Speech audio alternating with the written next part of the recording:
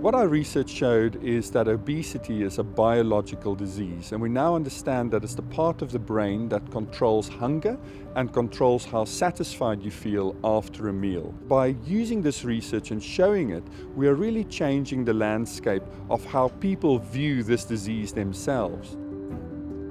The problem is that stigma on obesity is preventing people seeking help. So what we want to do is change that paradigm and allow people to come to healthcare professionals for help so that we can treat this as a chronic disease. We've published our work in high-impact scientific journals such as the Nature Medicine and the Lancet. We also make sure that we communicate our work to the wider public on social media platforms and a website called itsnotyourfault.ie, followed by more than 2,000 people. And this is very positive because we actually created these platforms so that we get in touch with people and they know that we are here to help them should they need any help. The impact of this work has first of all been that we at University College Dublin have reassessed our own policies on campus. Which policies do we have that are stigmatizing people who are living with obesity? The St. Vincent's Healthcare Group has signed up to an international agreement that they will actively work to reduce the stigmatization of people with obesity. Patients who need surgical treatment for obesity were deprioritized, but showing that this is a real disease with complications as increases in cancer and increases in heart attacks has helped us make the case that patients are now having these surgeries in the same time as other patients who have diseases such as cancer or other chronic diseases. We've started a conversation in wider Irish society thinking of obesity as a chronic disease and destigmatizing it so that we can help the most vulnerable.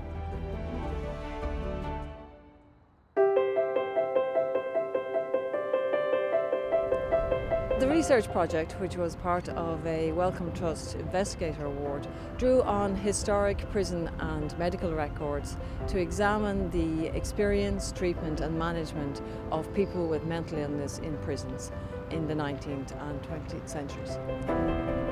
This is a history that in many ways is well known in the literature, and yet it hasn't been subject of a scholarly study, and ours is the first of its kind. Our research demonstrated that while poor living conditions, poor diet and other factors contributed to producing or exasperating mental and psychiatric conditions among prisoners, particular forms of prison discipline, notably the separate system of confinement, was especially detrimental to the well-being of prisoners. Our project took this research and we were keen to bring these findings to large audiences who were perhaps unaware of the crisis of mental health in prisons in Ireland and elsewhere. We worked with various art sector partners, including the Dublin-based theatre group Broken Talkers, the artist Sinead McCann, and also Camanum Museum, and we produced a play, The Examination. We produced an art installation called The Trial, and we also produced an exhibition in Camanum Jail to bring these issues to a larger audience. The audience who saw the first shows and performances reported that the events changed their attitudes towards prisons, towards the treatment of psychiatric illnesses in prisons, and also brought or made them more aware of a social justice issue. Probably one of the most significant impacts for me was the impact that we had on the individuals who had experience of being in prison and experiencing psychiatric or ill health while in prison. We worked directly with them on the trial project, and they reported that it really had a positive impact on their own health, their own well-being, and reconnecting with family members and people who they had lost contact while they were in prison.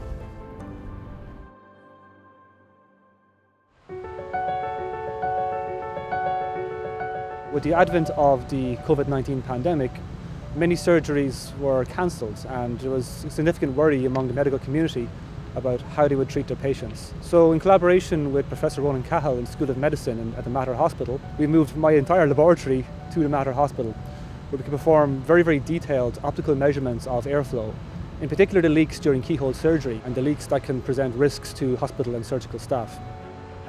To do this, we're going to design a new device called the leak trap, and it's designed in such a way to efficiently remove the aerosol before it can get out, before it can leak. And we can place it at different locations around the ports where we know the leaks can occur. Whenever I set up the Schlieren system anywhere, it reveals the invisible flow around you, and people are always amazed by the amount of dynamic airflow they see around them. And this was no different in the Mater. So we promptly realised that this was a very interesting way to engage the public and show them exactly how their mask is behaving, exactly how respiratory flows behave, and how they should wear their mask properly and to protect each other. This work really allows surgeons to get back to work, and it also allows them to prepare for future challenges. So COVID really informed surgeons about the risks that they face working with this kind of keyhole surgery. So in the past, they were aware of the risks of large amounts of CO2 being used. They were also aware of the risk of smoke being ejected from the ports. But with COVID, they really had to focus on the absolutely immediate acute risk of COVID. With this work, we now have a way to control all these risks in one simple device.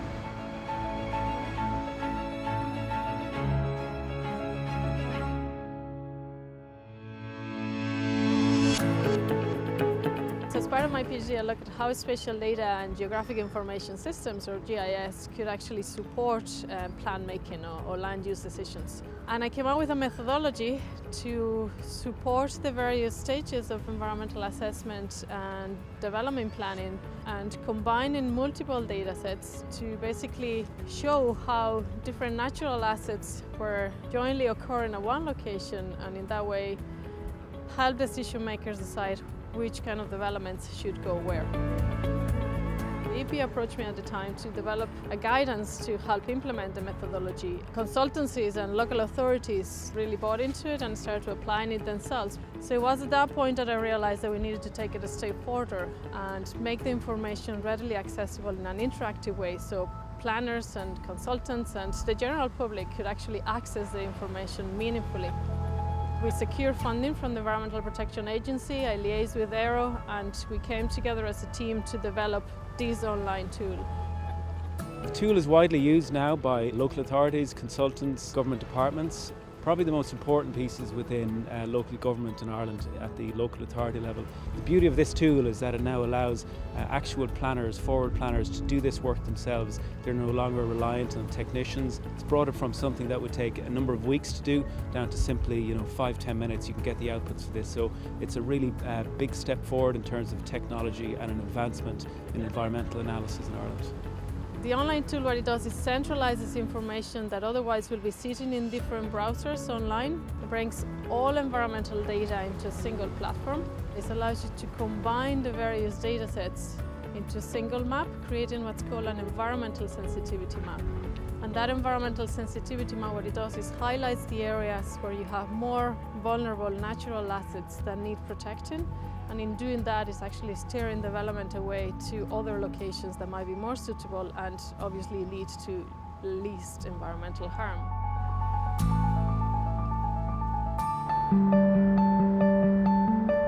Hazardous wind conditions cause problems for everybody, for cranes, for high-sided lorries, for the entire built environment. And so part of what me and my team have been looking at is developing more advanced ways, more technically accurate ways of assessing wind conditions and designing for them. Traditionally, we have used the wind tunnel test as a means of determining the wind effects on buildings, on structures, on vehicles, on airplanes. But there can be some issues with this. My team are looking at the use of computational fluid dynamics for modelling the wind effects.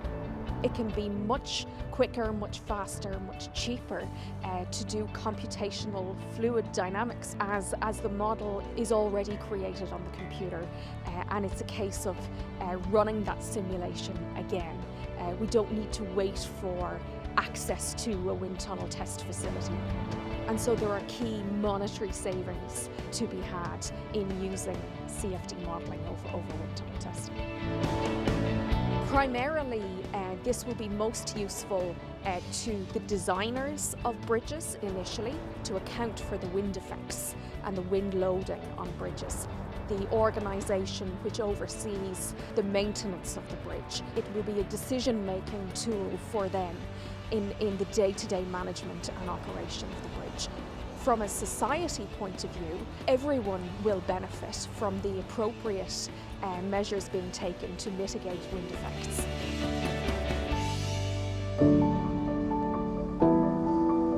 Between 3 and 7% of persons over age 70 have suffered financial abuse over recent years.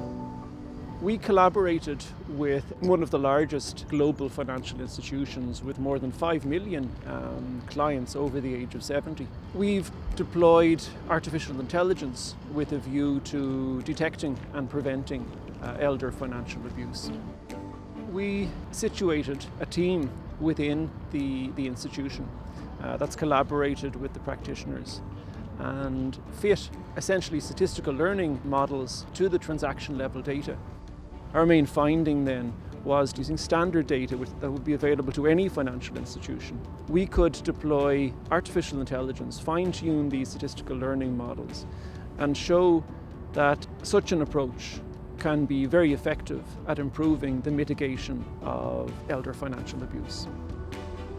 Elder financial abuse is very serious, so with a view to protecting them and their family, we're delighted that this AI is deployed so successfully within a very sophisticated and major financial institution.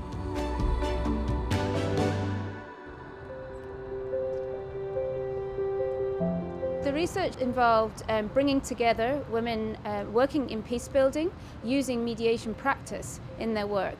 Women from across the island of Ireland, so that included women from the north of the island, from the south, and also women that have come from conflict contexts that are now living within Ireland and are working in this practice or have previously worked in this practice. An important finding was that women working in this practice don't often perceive themselves as mediators, but more are termed as kind of people that work in community dialogue. And this is often undervalued because it's seen as just something that women do in the community, and therefore women are rarely recognised for it, and as a result tend to be unpaid for it.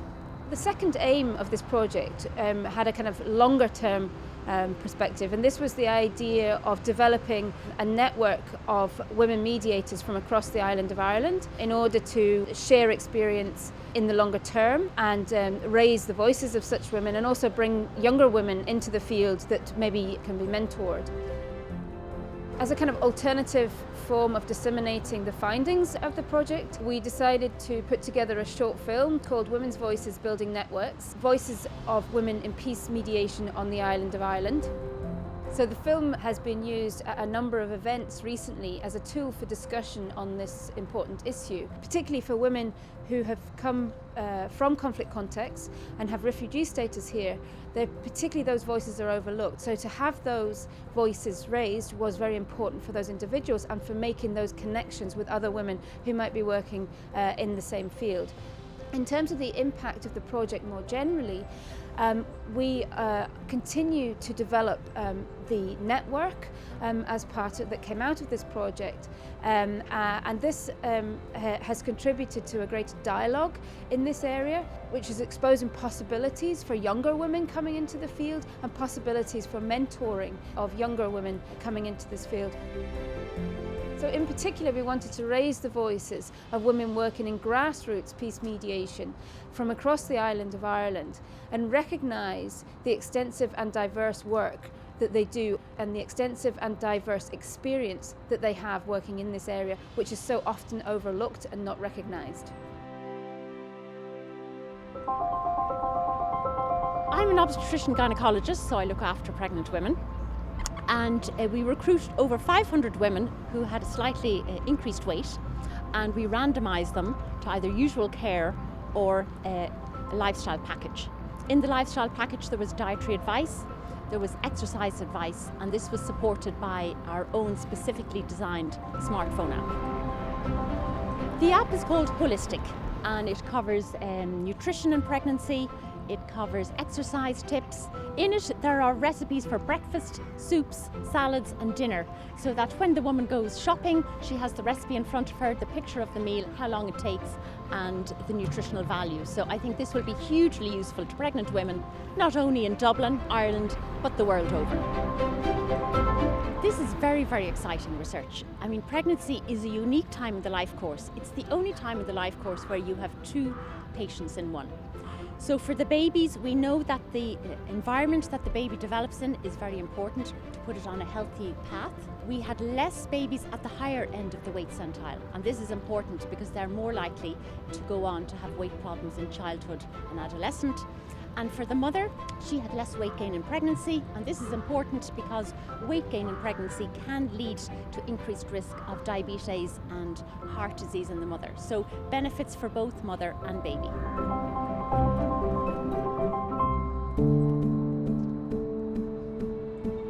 This involved two research projects on restorative justice after sexual violence. In restorative justice, we're interested in what happened, what harm occurred, who was harmed, and whose responsibility is it to repair the harm. We know that the criminal justice system lets a lot of victims down, and there's a lot of accountability gaps for offenders. So I started to research restorative justice to see if this would offer some additional justice mechanisms for victims, and in fact we found that it does. In the Irish study we interviewed 149 people, 30 victims, 23 offenders, 10 of them were in custody, the other 13 were in the community, all of sexual crime. And then we interviewed judges and barristers and solicitors and therapists and NGOs and everybody else. And we asked them, do we think this country needs restorative justice? And we drilled right into that, and the big answer is yes, we do. And we went and did study visits to multiple European countries. We did a global mapping exercise to see what was best practice. The findings from the research are that restorative justice after sexual crime is happening across the globe under the radar. The second is that victims want this. Victims of sexual crime are screaming out for additional justice mechanisms to the criminal justice system. And when we asked them why, victims, why would you want to do this? The victim said, I want answers to my questions. That doesn't even come in the criminal justice system. And then when we asked offenders why would they want to do this, they said that they feel that they would be interested to do something honourable, having done something so dishonourable. In Estonia, we showed a film that we had made on this work, and the Ministry for Justice has invited us over there, and I've now been involved in training some of their staff, and they are now doing restorative justice in sexual violence cases.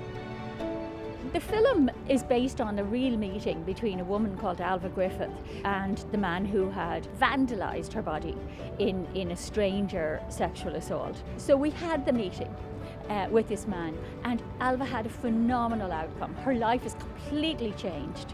She's now an advocate for restorative justice after sexual crime.